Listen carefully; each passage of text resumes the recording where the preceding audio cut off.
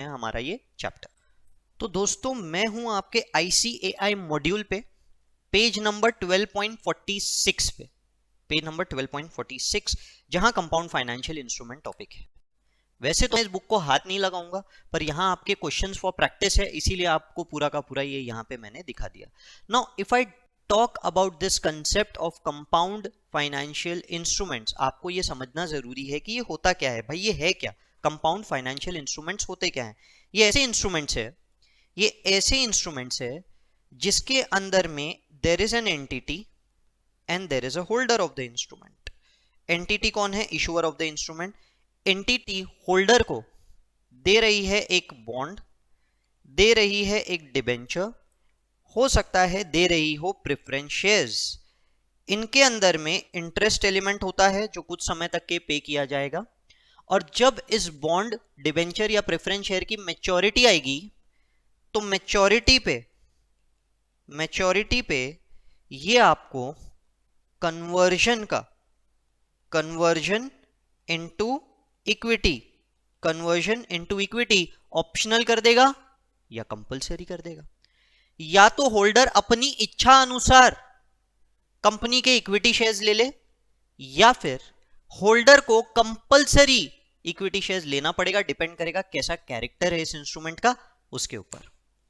तो ऐसे इंस्ट्रूमेंट्स तीन प्रकार के होते हैं। वैसे तो एक चौथा टाइप भी होता है, पर वो चौथा type exam point of view से इतना रेलेवेंट नहीं है, रेगुलर क्लास में जरूर कवर करेंगे, यहाँ रिवीजन में इंपॉर्टेंट कंसेप्ट्स में नहीं कवर करेंगे।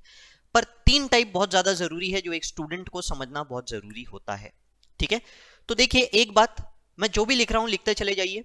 मैंने इससे पहले के वीडियोस में भी बोला है, ये वीडियो में भी बोल रहा हूं कि आपका कंटेंट 1800 पेजेस का है, पर इंस्टीट्यूट हर कंसेप्ट नहीं पूछता, इंस्टीट्यूट कुछ ही कंसेप्ट पूछता है। तो मैं इन वीडियो सीरीज के दौरान वो 1800 पेजेस के कंसेप्ट को 300 पेजेस पे लेके आ जाऊंगा, और सिर्फ वो क्वेश्चंस को कवर करूंगा जो ना केवल पास्ट बट फ्यूचर में डिप्लोमा इन IFRS एग्जाम के पॉइंट ऑफ व्यू से भी अगर मैं बोलूं, जो ICAI का एग्जाम पैटर्न का बेस है, यानी जिसके बेसिस पे इंस्टीट्यूट हमेशा अपना एग्जाम कंडक्ट कर रहा है, के क्वेश्चंस के बेसिस पे मैंने एक अपना ये पूरा का पूरा मोडस ऑपरेंडी डेवलप किया है, जिसके अंदर में मैं स्टूडेंट्स को सिर्फ वो क्वेश्चंस कराता हूं जो जनरली स्टूडेंट एग्जाम में ICAI पूछता है। सो विच मीन्स कि हम ना केवल पास होने की तैयारी कर रहे हैं, हम एग्जामिशन की तैयारी कर रहे हैं यहाँ पे। तो dedicated just towards the concept that is important and ignoring other concepts. तो मैं जो भी लिखाऊंगा हर चीज लिख के रखिएगा। फिलहाल हम लोग कंपाउंड फाइनेंशियल इंस्ट्रूमेंट कर रहे हैं, जो ऑलमोस्ट मैंने हर एग्जाम में देखा है, और अगर एक आध एग्जाम में स्किप हो गया तो इमीडिएट नेक्स्ट एग्जाम में इसका क्वेश्चन 100% आता ही है। So it is a very very very important chapter. Plus इस चैप्टर का एक बहुत ही क्रूशियल क्वेश्चन जो ऑलमोस्ट हर 3-4 अटेम्प्ट में एक बार रिपीट हो जाता है, मैं वो भी इस वीडियो के दौरान आप लोगों को कराऊंगा। ठीक है, सो आई वुड रिक्वेस्ट यू, पहले तो इतना लिख लीजिएगा। मैं लिखने के लिए अलग से शायद टाइम ना दे पाऊं, क्योंकि हम लोग फास्ट ट्रैक में यहाँ पे सब चीजें रिकॉर्ड करने की कोशिश कर रहे हैं। टाइम कम पड़ा, कोई बात नहीं, अपने पास पॉज करने का ऑप्शन है, पॉज करो, लिख लो।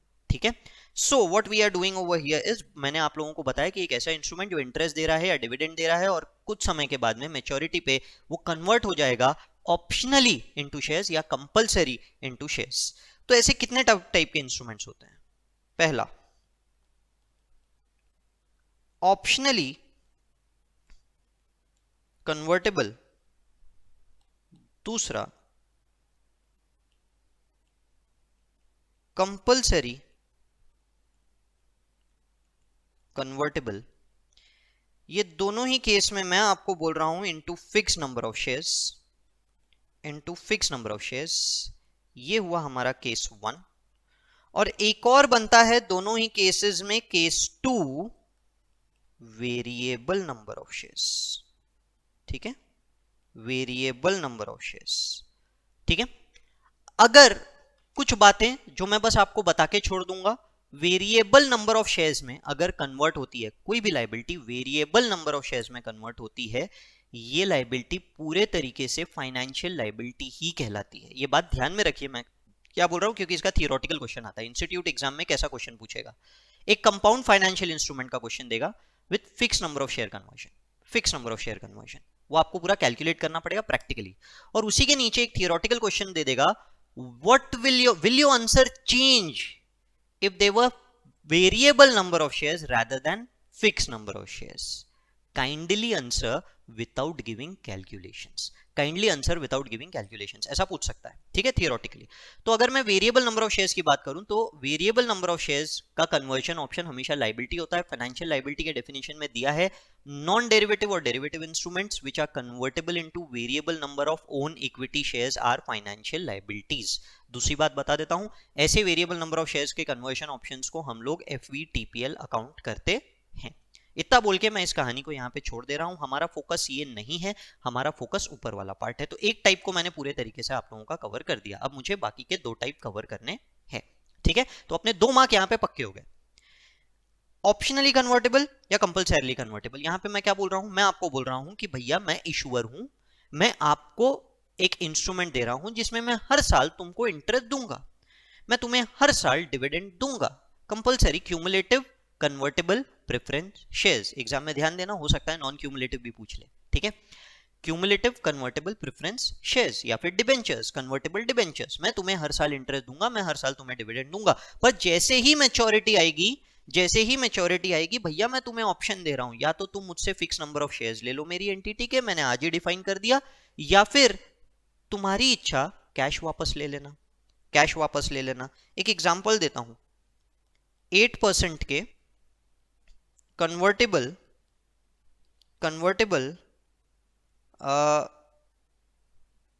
डिबेंचर्स की बात करते हैं, कितने, 10 लाख रुपए के, convertible into let's say 10,000 shares. कितने समय बाद हम हमारे कन्वीनियंस के लिए इसको फिलहाल 3 साल रखते हैं। तो रफली देखो अगर मैं 10 लाख को 10,000 से डिवाइड करूं तो 100 रुपए आते हैं, यानी सपोज करो अगर एक डिबेंचर 100 रुपए का, तो हर डिबेंचर एक शेयर में कन्वर्ट हो रहा है। ये समझ गए आप लोग कहानी, आगे बढ़ते हैं अपन। अपना मुद्दा ये है कि आपको मैंने ऑप्शन दे दिया, आप कौन हो, होल्डर, आपको मैंने ऑप्शन दे दिया 3 साल बाद तुमको 10,000 शेयर चाहिए, 10,000 शेयर ले लो, नहीं चाहिए कोई बात नहीं, 10 लाख रुपए वापस ले लेना, ऑप्शन दे दिया, मेरे ऊपर ऑब्लिगेशन है, आपके पास ऑप्शन है। अब मुझे आप ये बताओ कि आप 10,000 शेयर्स कब एक्सरसाइज करोगे, आप तो बस मुझे ये बताओ कि 10,000 शेयर्स आप एक्सरसाइज करोगे कि नहीं करोगे। सर डिपेंड करता है, बताओ किस बात पे डिपेंड करता है, सर शेयर के प्राइस पे। अच्छा बताओ अगर शेयर का प्राइस मैं 150 रुपए कर दूं, कितना कर दूं, 150 रुपए, तो क्या आप कन्वर्ट करोगे। सर देखते हैं, 10,000 शेयर्स इंटू 150, सर 15 लाख रुपए।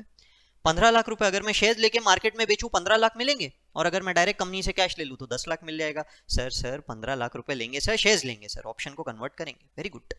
और अगर मैं आपको ये बोल दूं कि 50 रुपए है बाजार भाव, 50 रुपए, तो आप क्या करोगे, सर 50 रुपए देख लेते हैं, 50 रुपए इंटू 10,000, 50 रुपए इंटू 10,000 हो गया 5 लाख, 5 लाख सर, 10 लाख रुपए तो कैश ही मिल सकती है ना आपसे, 5 लाख के शेयर्स कौन लेगा, पागल थोड़ी है सर, नहीं सर नहीं लेंगे सर शेयर्स, 5 लाख रुपए ले लेंगे। समझ में आया क्या हुआ, पूरा का पूरा अपन ने 2 तरह की कहानी देखी, मैंने आपको ऑप्शन दे दिया। अब ऑप्शन किसके पास है, आपके पास। पहली बार ताजा नया कंपाउंड फाइनेंशियल इंस्ट्रूमेंट इशू किया है अपन ने। अब ये जो इंस्ट्रूमेंट है ये आज मुझे अकाउंट करना है, मैं कौन, इशूअर को अकाउंट करना, और इशूअर सोच रहा है कि देखो मैं तो ऑब्लिगेशन ले लिया। Anything that is convertible into fixed number of shares is known as equity as per the definition of equity instruments. पर जहां मेरे ऊपर इंटरेस्ट देने की लायबिलिटी, ऑब्लिगेशन टू पे कैश और कैश इक्विवेलेंट, ये होता है फाइनेंशियल लायबिलिटी, ऑब्लिगेशन टू पे कैश और कैश इक्विवेलेंट फाइनेंशियल लायबिलिटी, और दूसरी तरफ में हमारा इंस्ट्रूमेंट क्या है, इक्विटी। दिक्कत है यार, ये तो बहुत बड़ी दिक्कत है। तो अपन क्या करें ना, मतलब इसकी अकाउंटिंग अपन कैसे करें, अपने को ये समझना जरूरी है, बराबर है। अपने को इसकी अकाउंटिंग करना है तो आखिर अकाउंटिंग करना कैसे है, अपने को ये समझना जरूरी है। ये हो गया हाइब्रिड इंस्ट्रूमेंट, इसमें कुछ एलिमेंट लायबिलिटी है, कुछ एलिमेंट इक्विटी है। ये स्टैंडर्ड बोलता है दोनों को अलग अलग कर दो और अलग अलग अकाउंट करो, दोनों को स्प्लिट कर दो और अलग अलग अकाउंट कर दो, ठीक है। ये स्टैंडर्ड की रिक्वायरमेंट, और इसको बोलते हैं कंपाउंड फाइनेंशियल इंस्ट्रूमेंट, जो बोलता है इन दोनों को अलग अलग करके अकाउंट करना है। ये पूरा कंसेप्ट सिर्फ इशूअर के पॉइंट ऑफ व्यू से, एक बात ध्यान रखो, this is not from the point of view of holder. यही इंस्ट्रूमेंट होल्डर की बुक्स में एम्बेडेड डेरिवेटिव कहलाता है, ये बात ध्यान में रखेंगे। यही इंस्ट्रूमेंट होल्डर की बुक्स में एम्बेडेड डेरिवेटिव कहलाता है। हम उसकी अकाउंटिंग नहीं पढ़ रहे, हम इशूअर की अकाउंटिंग पढ़ रहे हैं, यानी फाइनेंशियल लायबिलिटी इक्विटी का स्प्लिट, ये समझ गए, ठीक है। आगे बढ़ते हैं। अब इसकी अकाउंटिंग हो तो हो कैसे, आप चाहते क्या हो कि कैसे अकाउंटिंग करना है इसकी। तो देखो, ये तो हो गया जो कन्वर्टेबल है, तो रिस्क है, जब रिस्क ज्यादा होती है तो रिवॉर्ड ज्यादा होता है, बराबर है। यहां reward in the form of equity ज्यादा है, ऐसा अज्यूम किया जाता है। रिस्क ज्यादा है, रिवॉर्ड भी ज्यादा है। अगर इक्विटी का प्राइस बढ़ गया आप ज्यादा कमा लेंगे। कभी भी मार्केट में नॉन कन्वर्टेबल फाइनेंशियल इंस्ट्रूमेंट का रेट इससे ज्यादा रहेगा। ये 8% है, उसका रेट 9% होगा, 10% होगा। कभी भी मार्केट में उसका रेट ज्यादा होगा। समझ में आ रहा है? उसका रेट ज्यादा होगा नॉन कन्वर्टेबल का। क्वेश्चन आपको देगा कि नॉन कन्वर्टेबल का रेट क्या है। नॉन कन्वर्टेबल का रेट लेट से इस क्वेश्चन में मैं ले लेता हूं 9%। मैं ले लेता हूं 9%। और आपकी सहूलियत के लिए, ताकि हमें ज्यादा ना पढ़ना पड़े, मैं यहीं पे एक और चीज ले लेता हूं कि यहां पे और पेएबल या रिडीमेबल एट प्रीमियम ऑफ 5%, क्योंकि इंस्टीट्यूट ये 100% ऐड करता है, प्रीमियम वर्ड हमेशा ऐड होता है, इसीलिए मैं यहाँ पे भी ऐड कर दे रहा हूँ प्रीमियम 5%। ठीक है, नहीं तो मुझे अलग से एक और एग्जांपल लेना पड़ता। मैं वो एक और एग्जांपल को कर रहा हूँ अवॉइड यहाँ पे। समझे क्या मैंने यहाँ पे क्या किया आप लोगों के साथ पूरा का पूरा? मैंने एक आपको क्वेश्चन दे दिया। अब मैं आपकी कहानी को दो टुकड़ों में स्प्लिट करूंगा। मैं इक्विटी कंपोनेंट बाद में निकालूंगा, पर पहले आप लाइबिलिटी को समझिए। और लाइबिलिटी को हम यहाँ पे समझने की कोशिश करेंगे from the point of view of कौन से कंसेप्ट की बात करें हम यहाँ पे? कौन से कंसेप्ट की बात कर रहे हैं? Amortised cost method. हम यहाँ पे बात कर रहे हैं अमोर्टाइज्ड कॉस्ट मेथड की। तो अगर आप पढ़े होंगे, नहीं पढ़े होंगे कोई बात नहीं, मैं जो बोल रहा हूँ समझ लो, वही अमोर्टाइज्ड कॉस्ट मेथड है। अमोर्टाइज्ड कॉस्ट मेथड बोलता है कि आप ये बताओ कि आपका कैश आउटफ्लो क्या है, आने वाले 3 सालों में आपका कैश आउटफ्लो क्या है। तो मैं लिख देता हूं यहाँ पे 3 साल। मेरा पहले साल में कैश आउटफ्लो है 8% 10 लाख का, 8% 10 लाख का 80,000। मेरा कैश आउटफ्लो दूसरे साल में भी 8% 80,000, और तीसरे साल में 80,000 तो है ही है कैश आउटफ्लो। अगर वो इक्विटी नहीं लेता है, ये अज्यूम कर लो, अगर वो इक्विटी नहीं लेता है, ये अज्यूम कर लो इस कहानी में, तो 10 लाख और उस पर 5% प्रीमियम, 10 लाख पे 5% प्रीमियम, 10,50,000। ये है मेरा कैश आउटफ्लो आने वाले 3 सालों के लिए। बराबर। हम क्या करते हैं अमोर्टाइज कॉस्ट मेथड में? हम इसकी प्रेजेंट वैल्यू निकालते हैं एट मार्केट रेट, और मार्केट रेट होगा 9%। भूल जाओ कि आपने कन्वर्जन ऑप्शन दिया है, भूल जाओ, भूल जाओ। ऐसा कैश फ्लो अगर मार्केट में लेने गए, ये वाला same to same fixed cash flow अगर मार्केट में लेने गए, तो मार्केट में क्या रेट पे मिलता है?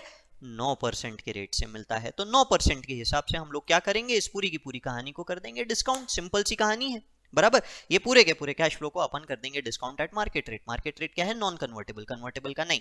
ठीक है ना? आप बोलोगे सर मैं 8% दे रहा हूं तो मार्केट रेट के बेसिस पे ही तो दे रहा हूँ। आप कन्वर्जन ऑप्शन के लिए कम पैसे दे रहे हैं, आप कन्वर्जन ऑप्शन के लिए कम इंटरेस्ट रेट दे रहे हैं। पर इस कैश फ्लो के लिए, मैंने जो कैश फ्लो डिफाइन किया ना, वो उसके लिए कोई भी 9% के नीचे नहीं मानता।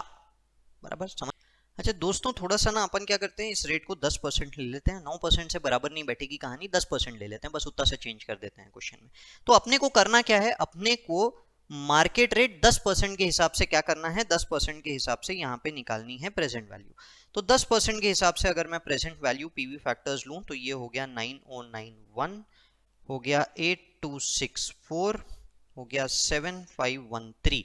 अब क्या करेंगे? सिंपल है, दोनों को मल्टीप्लाई कर देंगे। मल्टीप्लाई करने के बाद में हम लोग निकाल लेंगे प्रेजेंट वैल्यूज। और एक बात हमेशा ध्यान में रखना कि एग्जाम में हमेशा अगर पीवी फैक्टर्स दिए हुए हैं तो पीवी फैक्टर्स जो दिए हुए हैं वही वाले यूज करना। ऐसा क्यों?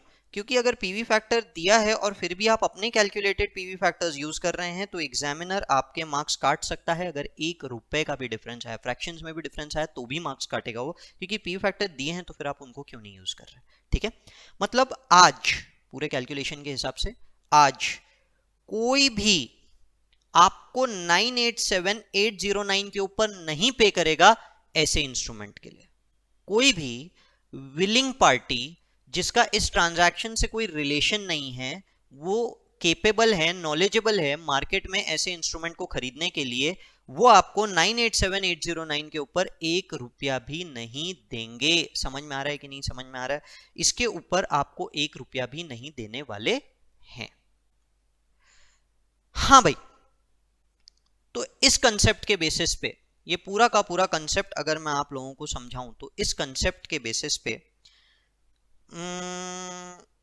आपने, होल्डर ने पैसे दिए 10 लाख, पर 987809 इसकी वैल्यू बनती है,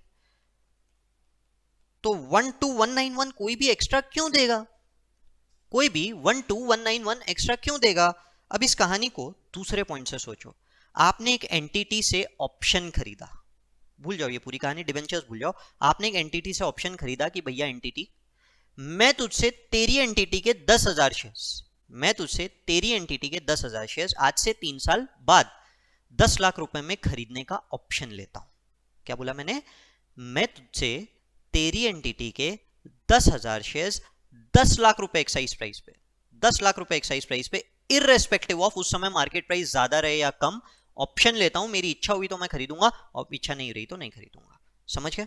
तो ऐसे 10 लाख रुपए के शेयर, 10,000 शेयर्स में तुमसे खरीद सकता हूं 10 लाख के, आज से 3 साल बाद।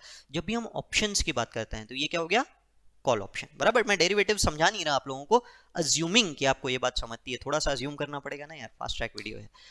अज्यूमिंग कि आपको ये समझता है, कॉल ऑप्शन, जब भी आप एक ऑप्शन खरीदते हैं, किसी से ऐसा ऑप्शन लेते हैं, तो आप क्या पे करते हैं? ऑप्शन प्रीमियम पे करते हैं।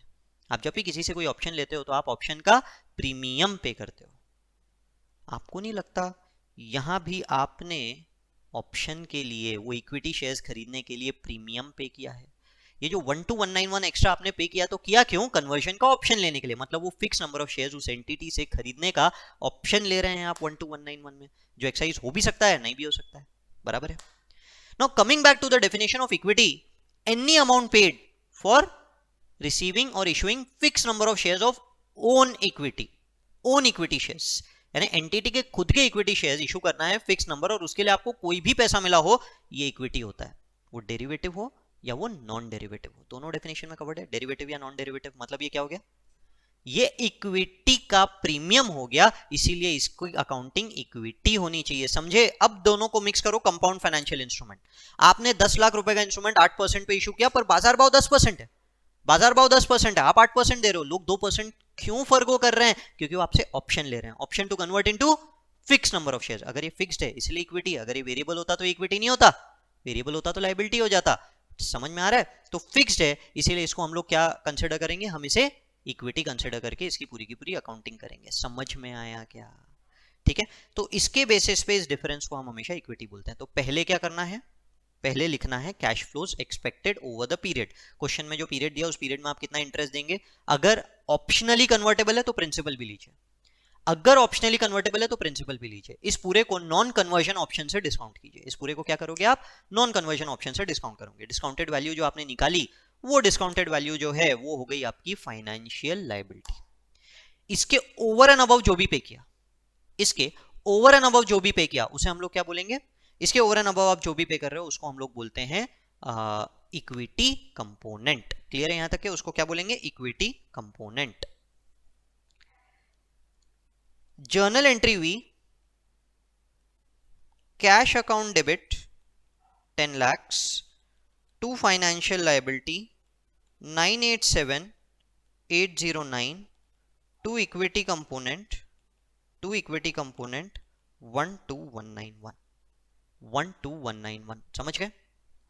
आने वाले 3 सालों में इक्विटी चेंज नहीं होगा, इक्विटी उतना का उतना ही रहेगा, और लायबिलिटी की अकाउंटिंग आप अमोर्टाइज कॉस्ट मेथड से करोगे। ठीक है? इंटरेस्ट 10% पे लेना है इसमें, जो आप अमाउंट पे करेंगे, यानी जो आपने कैश फ्लो लिखा है, ये वाला कैश फ्लो, इसको आप हमेशा रीपेमेंट शेड्यूल में लिखेंगे, हमेशा रीपेमेंट शेड्यूल में, और फिर आ जाएगा क्लोजिंग। एग्जाम में 2 तरह के सवाल आएंगे, या तो जर्नल एंट्री दो पहले साल की, जर्नल एंट्री दो पहले साल की, या फिर ये टेबल बनाओ, दो में से कोई एक चीज आएगी। पहले साल की जर्नल एंट्री में एक तो ये एंट्री आई, दूसरी आएगी ईयर एंड इंटरेस्ट की एंट्री। वो इस टेबल में कवर हो जा रहा है, इसलिए मुझे अलग से बताने की जरूरत नहीं रहेगी आपको। आने वाले 3 साल तो हमारे बुक्स के अंदर दिख रहा है 987809।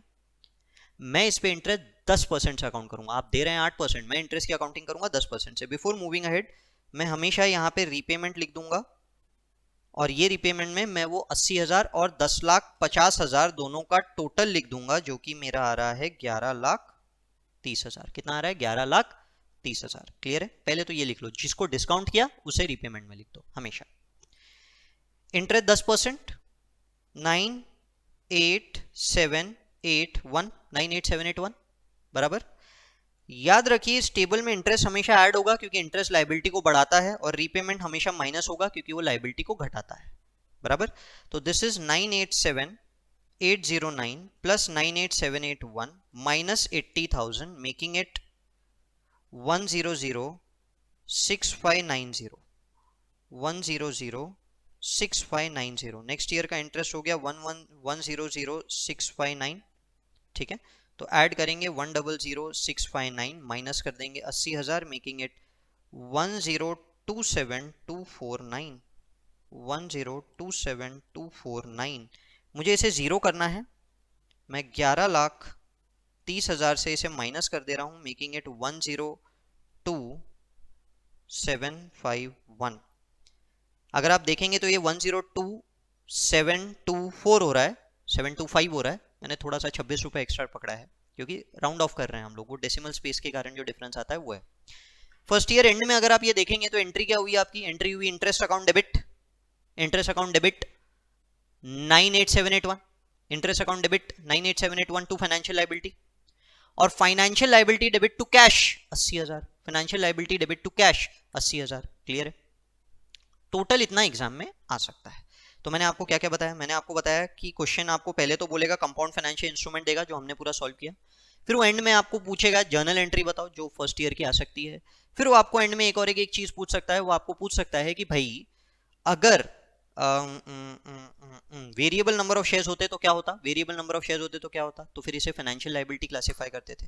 हाँ एक और चीज है, एक और चीज वो आपको पूछ सकता है कि एंड में अगर इशूअर ने कन्वर्जन ऑप्शन ऑप्ट किया तो क्या होगा, कन्वर्जन ऑप्शन ऑप्ट किया तो क्या होगा। तो अगर उसने कन्वर्जन ऑप्शन ऑप्ट किया तो आपके बुक्स में तो 10,50,000 का आउटस्टैंडिंग बैलेंस दिख रहा होगा। देख लो यहां पे रिपेमेंट अगर आप 80,000 लिख दोगे, 80,000 कैलकुलेट करके देखो, अगर आप यहां पे रिपेमेंट 80,000 लिखते हो तो 10,50,000 आउटस्टैंडिंग दिखेंगे। आपने उसके बदले में इक्विटी दे दिया तो financial liability debit, financial liability debit to equity 10,50,000। अगर क्वेश्चन में फेस वैल्यू भी दी हुई है तो share capital, share premium split में लिख देना। समझ में आया? This is what is required of compound financial instrument. अभी हमने कंपाउंड फाइनेंशियल इंस्ट्रूमेंट का सिर्फ पहला ऑप्शनली कन्वर्टेबल कंप्लीट किया। यहीं पे देखो, यहां तक पहले लिख लेना और इसी में मैं जो चेंजेस करा रहा हूं वो करते रहना, ठीक है। यहीं पे अगर ये कंपल्सरीली कन्वर्टेबल होता तो क्या होता ये समझो, कंपल्सरीली कन्वर्टेबल, ऑप्शनली कन्वर्टेबल नहीं है। अब आपकी कहानी दो टुकड़ों में बढ़ गई, ऑप्शन नहीं है, ऑप्शन नहीं है, कंपल्सरीली कन्वर्टेबल यानी फ्यूचर है ऐसा बोल सकता हूं, ऑप्शन नहीं है फ्यूचर है। एक है कैश फ्लो डिफाइंड है, एक है कैश फ्लो डिफाइंड है, आने वाले 3 साल में आप कितना कैश फ्लो करोगे, 80,000 80,000 80,000, 10,50,000 नहीं हुआ, कंपल्सरीली कन्वर्टेबल है। 10,50,000 तो आप दोगे ही नहीं, आप 10,50 के बदले 10,000 के शेयर्स दे रहे हो, 10,50 के बदले क्या दे रहे हो, 10,000 शेयर्स दे रहे हो। हो सकता है एग्जामिनर आपको बोल दे 50% के शेयर्स होंगे और 50% के कैश, तो 5,25,000 ले लेना, ऐसा भी हो सकता है ना, ये भी पॉसिबिलिटी है। इसका मतलब ये है कि ये नहीं लेना है, ठीक है ना। मैंने इंक चेंज किया है, मैं सेकंड वाला सॉल्व कर रहा हूं, मैं पूरा रेड पेन में कंपल्सरीली कन्वर्टेबल को सॉल्व करूंगा। यानी कि जब कंपल्सरीली कन्वर्टेबल है, question is very clear, optionally नहीं कंपल्सरीली कन्वर्टेबल, तो ये 10,50,000 नहीं लेना है। नहीं लेंगे तो क्या हो जाएगा, ये फ्यूचर एलिमेंट हो जाएगा, फ्यूचर एलिमेंट। तो इसके कारण क्या होगा, ये वाला जो आपका अमाउंट है ये अलग आएगा, 80,000 मल्टीप्लाइड बाय 0.7513, ये हो जाएगा 60,104, ठीक है, 60,104। अब अगर मैं तीनों को ऐड करूं, तीनों को ऐड करूं तो ये हो जाएगा 198,944। पहले यहां तक का कैलकुलेशन देख लेना, पहले यहां तक का कैलकुलेशन देख लेना एक बार करके। पता है क्या, वीडियो को पॉज कर देने का, यहां तक के सॉल्व करके देख लेने का अपने को आ रहा है क्या। एग्जाम में सबसे ज्यादा स्टूडेंट कैलकुलेशन एरर ही करता है, मार्क्स कटते हैं तो कैलकुलेशन एरर के कटते हैं, वो नहीं होना चाहिए इसलिए बोल रहा हूं। तो अब इस केस में होल्डर ने आपको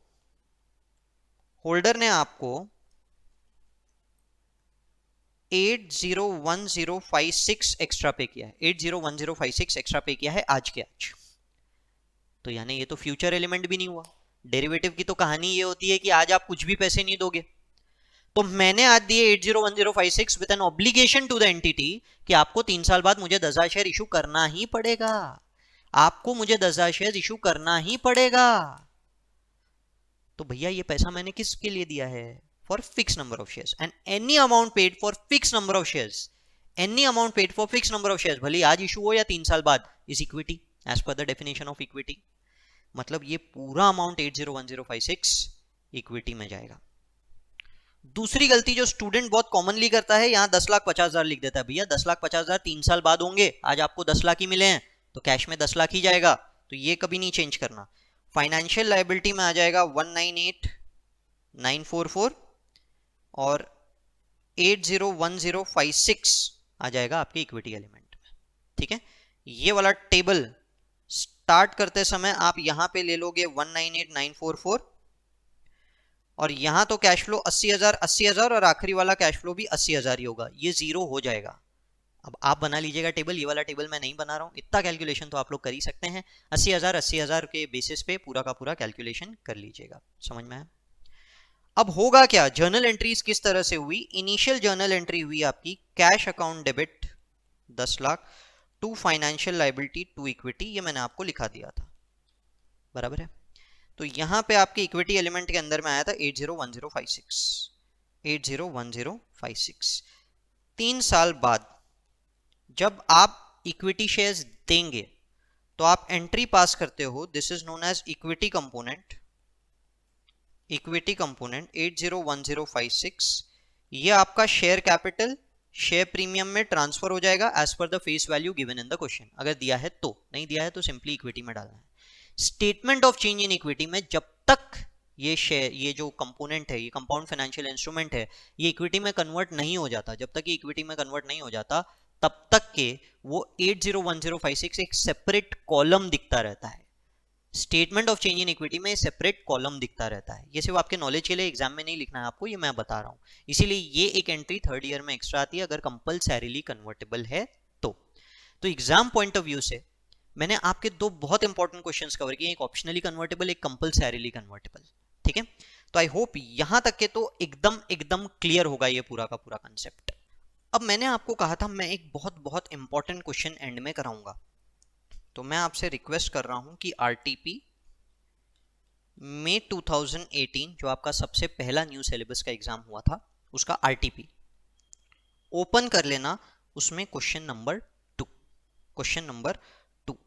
मैंने इस क्वेश्चन को इतने एग्जाम्स में रिपीट होते हुए देखा है, इतने ज्यादा कि ये क्वेश्चन अगर स्टूडेंट अच्छे से याद कर ले तो आपके 8 मार्क तो पूरे पक्के हो जाएंगे। And it is a pure compound financial instrument, पर इसमें दो चीजें हुई है, एक कंपाउंड फाइनेंशियल इंस्ट्रूमेंट इशू हुआ और कंपाउंड फाइनेंशियल इंस्ट्रूमेंट बायबैक हुआ। तो दैट इज समथिंग न्यू, इसीलिए हम लोग इस क्वेश्चन को सॉल्व कर रहे हैं। आइए देखते हैं। 1 अप्रैल 2004 shelter limited issued 5,000 8% convertible debentures, face value 100 each, यानी 5,000 इंटू 100 5 लाख रुपए के डिबेंचर्स है।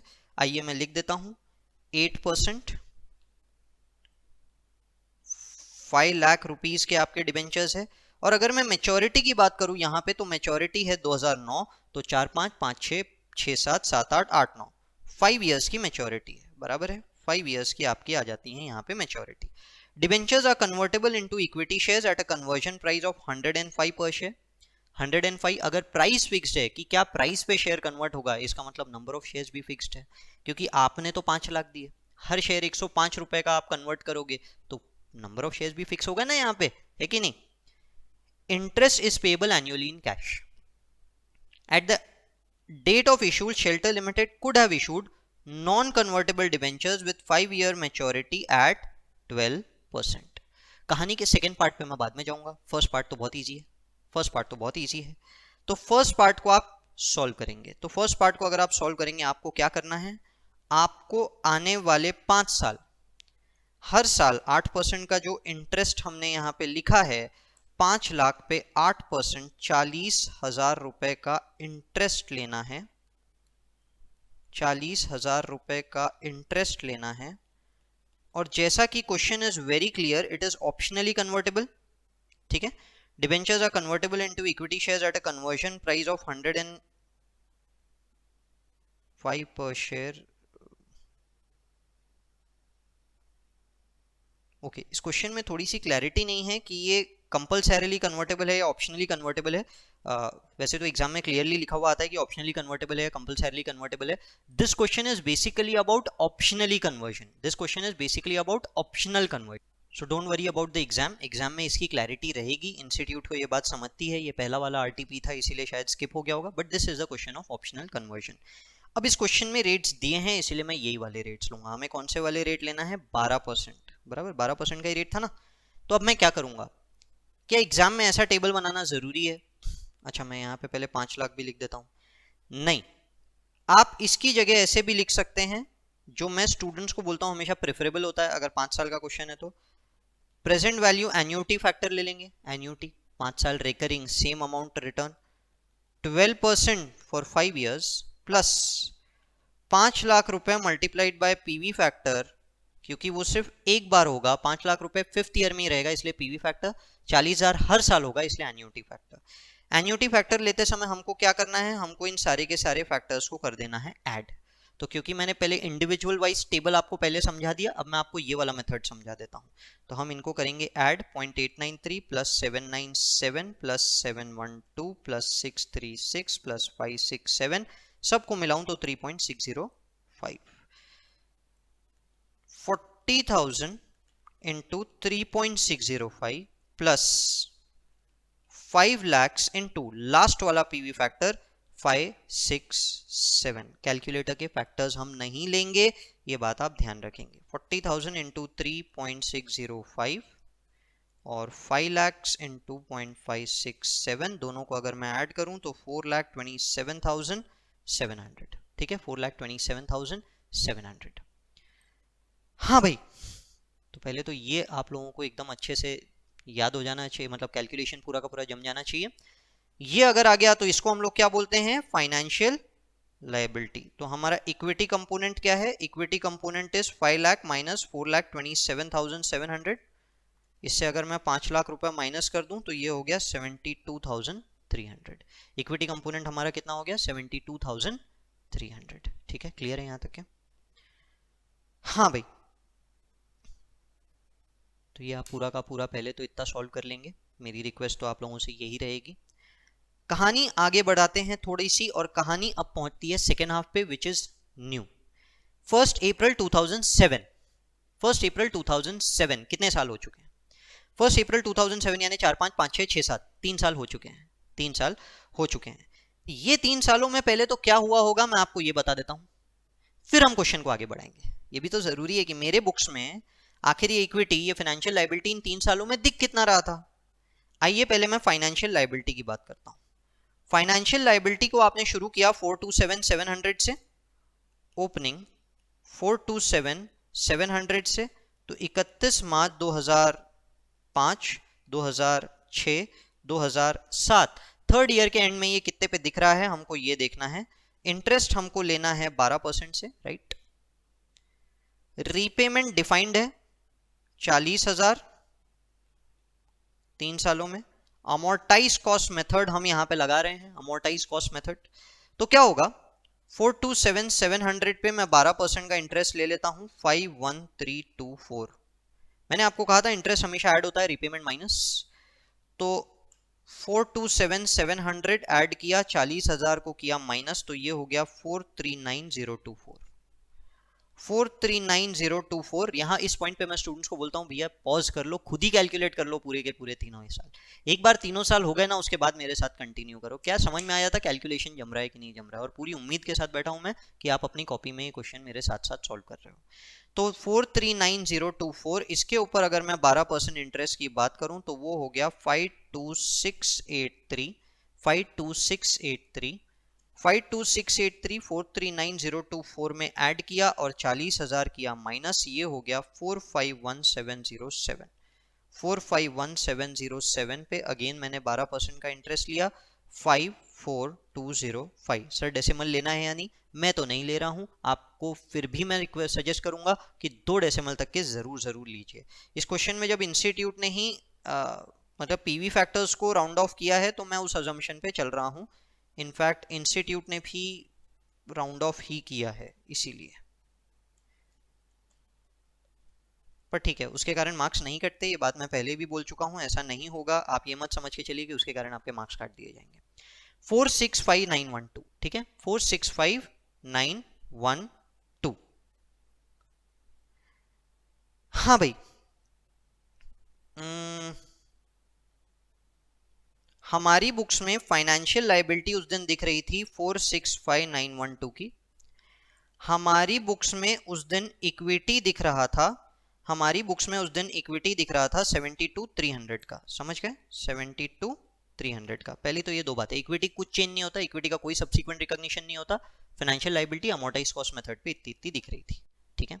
अज्यूमिंग यहां तक आपने कैलकुलेशन कर लिया है, continuing the question. 1 April 2007, convertible debenture has a fair value 5,25,000 rupees। बाजार में आज यही इक्विटी इंस्ट्रूमेंट अगर खरीदने जाए ना, यही कंपाउंड फाइनेंशियल इंस्ट्रूमेंट खरीदने जाए तो 5,25,000 रुपए का मिलेगा, ऐसा ये बोल रहा है। यानी आज मार्केट में जाओ, किसी को बोलो भैया ये तेरे पास, जैसे मेरे पास अगर ये कंपाउंड फाइनेंशियल इंस्ट्रूमेंट है, कोई आएगा सुमित सारडा बेचोगे, मैं बोलूंगा हाँ, बोलेगा कितने में बेचोगे, 5,25,000। बाजार में कोई भी इस इंस्ट्रूमेंट को आज 5,25,000 में खरीदने को तैयार है। ये क्या है, कॉस्ट कैरिंग अमाउंट। और अगर मैं आपको पूछूं what is the fair value, तो फेयर वैल्यू है 5,25,000 रुपए। क्लियर है यहां तक है? हाँ भाई, आगे ये बोलता है shelter limited makes a tender offer to the debenture holders, offer किया डिबेंचर होल्डर्स को टू रीपर्चेज द डिबेंचर, बोला भैया ये डिबेंचर वापस बेच दो मुझे 5,25,000 में विद द होल्डर्स एक्सेप्टेड। कई सारे होल्डर्स थे, इन्होंने होल्डर्स को बोला 5,25 में हमें ये इंस्ट्रूमेंट वापस बेच दो। होल्डर्स ने बोला बढ़िया है यार, 5,25 दे रहे हैं, बाजार भाव भी वही है, बेच देते हैं। सारे के सारे लोगों ने एक्सेप्ट कर लिया। Should shelter limited have issued the conversion option with 2 year term, 2 year term किस दिन, ये रीपर्चेज डेट पे बता रहा है, रीपर्चेज डेट पे 3 साल हो गए, 2 साल बचे, 3 साल हो गए, 2 साल बचे ना, बराबर। तो आज अगर आपने ऐसा इंस्ट्रूमेंट इशू किया होता ना, तो 9% के रेट पे इशू हुआ होता। बाजार भाव चेंज हो गया है, market rate has changed is what it means to say. Show the accounting in the books of Shelter Limited on initial recognition, वो तो मैंने बता दिया, पहले ही हो गया हमारा, at the time of repurchase. और ये कंसेप्ट बहुत ट्रिकी है, अच्छे से समझ लो। अब यहां पे क्या होगा, देखो, अगर आप फाइनेंशियल लायबिलिटी को बायबैक करते हो, अगर आप फाइनेंशियल लायबिलिटी को बायबैक करते हो, इशूअर फाइनेंशियल लायबिलिटी को बायबैक करता है, अगर लायबिलिटी से ज्यादा पे करता है तो डिफरेंस पीएनएल में जाता है, बराबर। अगर लायबिलिटी से कम पे करता है तो गेन भी पीएनएल में जाता है, लॉस पीएनएल में, गेन पीएनएल में, समझ गए। अगर बायबैक किया तो सोचो, अगर इक्विटी को बायबैक किया तो क्या करेगा, इक्विटी को बायबैक किया तो क्या होता है, मुझे ये समझाओ।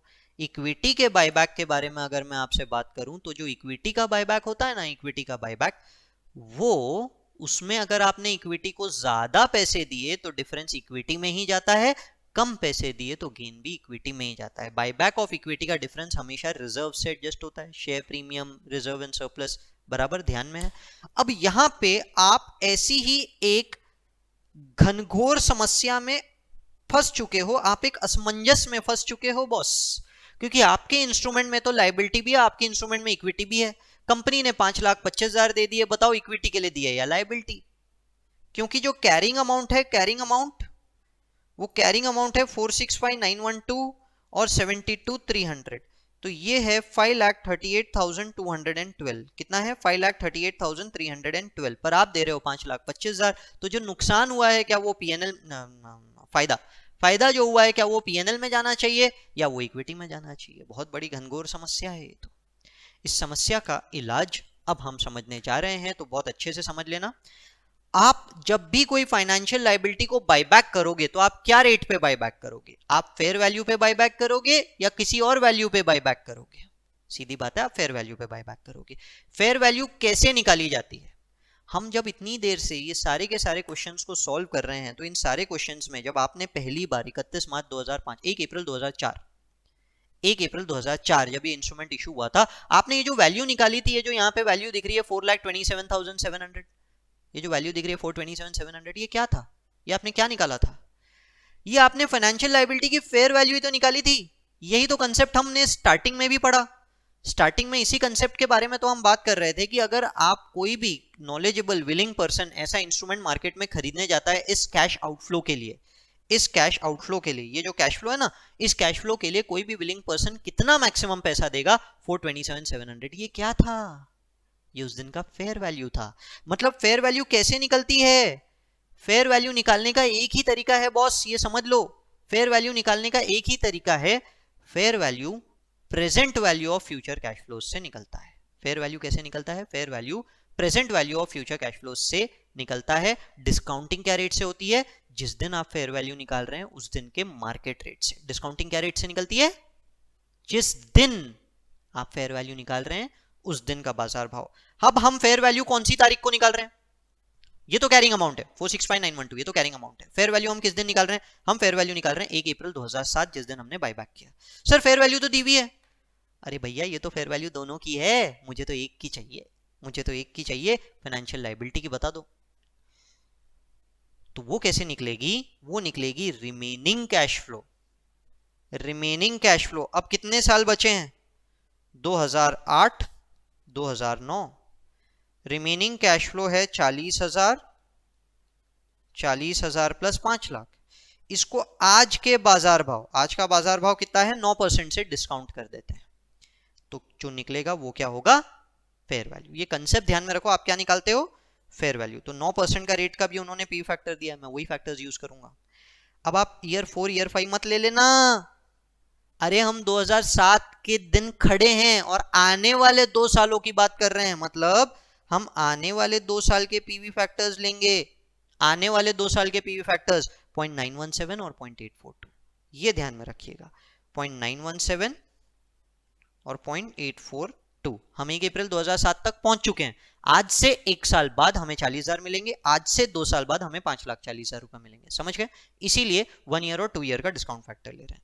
तो 40,000 इंटू 0.917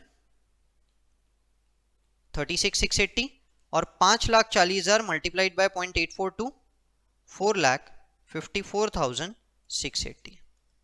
दोनों को अगर मैं ऐड कर दूं तो 4,91,360, 4,91,360।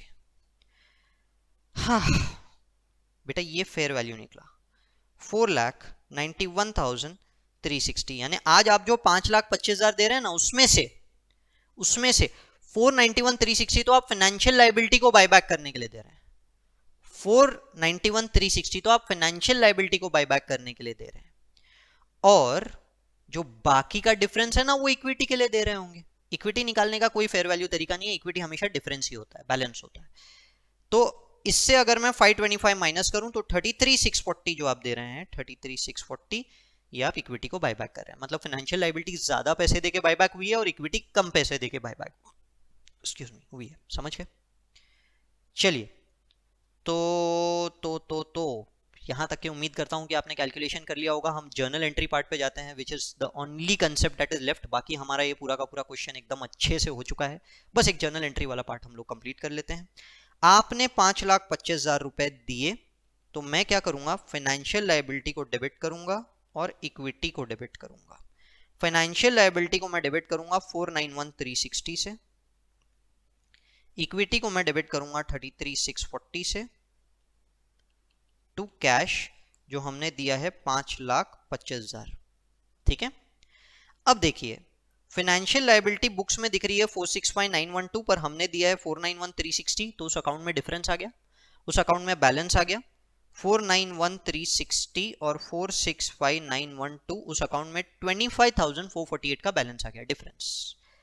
इसे पीएनएल में डालना है। यही तो मैंने बताया, फाइनेंशियल लायबिलिटी के लिए अगर ज्यादा पैसे दिए तो डिफरेंस हमेशा पीएनएल में जाता है। समझ गए? और इक्विटी के लिए आपने कम दिया। इक्विटी की अगर मैं बात करूं तो इक्विटी में 72,300 दिख रहा है, 72,300 पर आपने दिया 33,640, तो यहां पे भी डिफरेंस आ गया 72,300 और 33,640, 38,660 का गेन। कब गेन है कब लॉस है अच्छे से देख लेना। 38,660 का गेन। तो हम इस गेन की अकाउंटिंग कैसे करेंगे? सिंपल है, हम उसे रिजर्व्स में ट्रांसफर कर देंगे। रिजर्व्स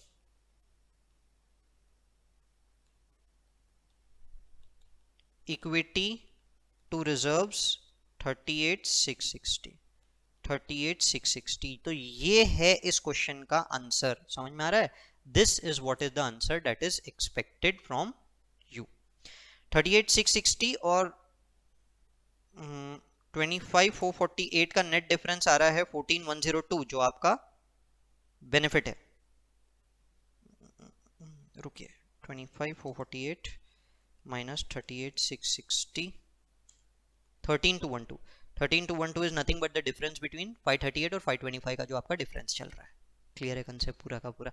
चलिए, उम्मीद करता हूं कि ये पूरा का पूरा क्वेश्चन आप लोगों को समझ में आया होगा, अच्छे से पूरा का पूरा क्लियर होगा। इसी के साथ में हम लोग इस वीडियो को करते हैं एंड। अगेन मैं आप लोगों से रिक्वेस्ट करूंगा, प्लीज प्लीज प्लीज चैनल को सब्सक्राइब कीजिए।